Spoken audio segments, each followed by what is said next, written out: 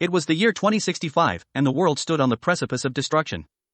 For decades, tension had been brewing between the superpowers of the world, each vying for dominance in a global game of power and control. The United States, China, and Russia had all developed nuclear arsenals so vast and sophisticated that a single misstep could end civilization as it was known. Diplomacy had always been fragile, but as climate change wreaked havoc on food supplies, natural resources dwindled, and political factions grew more extreme, the fabric of international relations began to tear. The spark that ignited the nuclear war came on a cold winter's night, when a border skirmish between China and Russia spiraled out of control. No one knows exactly who fired the first missile. Some say a rogue general in the Chinese military, fed up with Russia's incursions into disputed territory, ordered the strike. Others claim that a malfunction in Russia's early warning system made it look like Beijing had launched a nuclear missile, and they retaliated without confirmation. But once the first missile flew, everything happened too fast for anyone to stop it. In Washington, D.C., the president was awakened in the middle of the night by a frantic phone call from the Pentagon. The news was grim: nuclear missiles had been detected heading for both Russia and China. The president had mere minutes to make a decision whether to retaliate or attempt diplomacy in the few moments they had left. The decision was made to launch. Within an hour, the world had descended into chaos. Russia and China fired back at the United States, and the United States, in turn, launched more missiles at their enemies. The skies above Europe and Asia were filled with streaks of fire as the deadly payloads hurtled toward their targets. Cities that had stood for centuries, Moscow, Beijing, Washington, were obliterated in blinding flashes of light. The initial shockwave incinerated everything in its path, turning steel and concrete to dust in seconds. Those close enough to the blasts didn't even have time to scream. For the rest of the world, the real horror came in the days that followed. The mushroom clouds rose high into the atmosphere, spreading radiation across the globe. The Earth, once teeming with life and bustling with humanity's creations, began to dim as a nuclear winter set in. The sun's light was blocked by the thick clouds of ash and soot, plunging the planet into a cold, gray twilight. Survivors were few. In underground bunkers and remote areas of the world, small pockets of humanity clung to life, desperate and afraid. The cities, once hubs of culture and commerce, were now smoldering ruins, radioactive wastelands where no human could survive for long. In one such bunker, deep beneath the Appalachian Mountains, a group of scientists and military personnel huddled together, listening to the reports coming in through their shortwave radios. They had been prepared for this, or so they thought. The United States government had planned for a worst-case scenario, setting up fallout shelters, stockpiling food, water, and supplies, but no one had truly believed that the day would come when they would need it. Dr. Eliza Brooks, a nuclear physicist who had warned about the dangers of escalation for years, now sat among the survivors, her face pale and gaunt. She had watched the countdown, knowing there was nothing she could do to stop it. The powerlessness she felt, knowing she had worked her entire life to prevent this exact outcome, weighed heavily on her. Beside her sat Major General Aaron Mitchell, the man who had given the final order to launch the United States missiles. His hands trembled as he stared at the radio, the echoes of his command still ringing in his ears.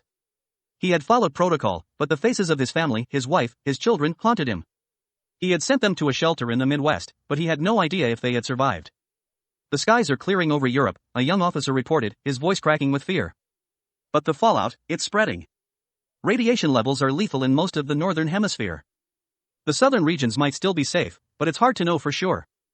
How long do we have? General Mitchell asked, his voice hollow.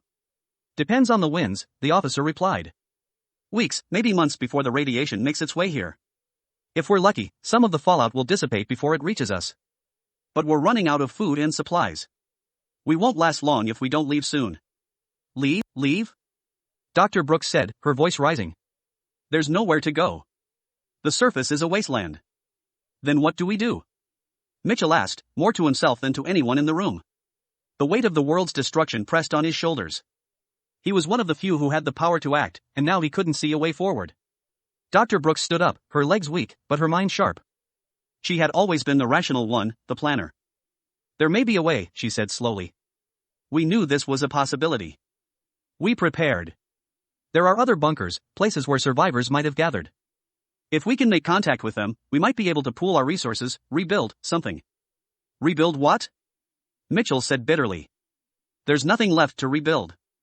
The world is gone, Eliza. We destroyed it. Brooks looked at him, her eyes filled with an intensity that had kept her going through the worst of it. The world may be gone, but we're still here. Humanity is still here. As long as we're alive, there's hope. Days passed in the bunker, each one bleaker than the last. The radio brought only silence from the outside world. The few broadcasts they picked up spoke of total devastation, nations crumbled, entire regions uninhabitable, governments collapsed. The survivors within the bunker grew more desperate as their supplies dwindled. Finally, with no other options left, General Mitchell made the decision to leave the bunker. A small team of survivors, Dr. Brooks, Mitchell, and a handful of soldiers, prepared to venture out into the nuclear wasteland in search of other survivors, in search of a future. They emerged from the shelter to a world they barely recognized. The trees had withered to blackened husks, the sky a permanent, ashen gray. The cities they had once known were now ghostly silhouettes on the horizon, skeletal remains of civilization. The journey was perilous. Radiation was still high in many areas, and food and clean water were scarce. But the team pressed on, driven by a single hope that somewhere, someone else had survived. After weeks of traveling through the barren landscape, they finally found what they were looking for, another group of survivors. A small settlement had formed in the mountains, where the air was cleaner and the fallout had been less severe. The people there had created a makeshift community, scavenging what they could from the ruins of the old world. Dr. Brooks and the others were welcomed with open arms. There was relief in knowing they were not alone. And though the world as they had known it was gone, they realized that humanity was still capable of starting over, of rebuilding from the ashes. The nuclear war had nearly ended everything. But in the aftermath, those who survived began to learn a harsh truth: the greatest strength of humanity wasn't in its technology or its power, but in its ability to endure, to adapt, and to find hope even in the darkest of times. The world would never be the same, but there was still life. And as long as life remained, there was still a future.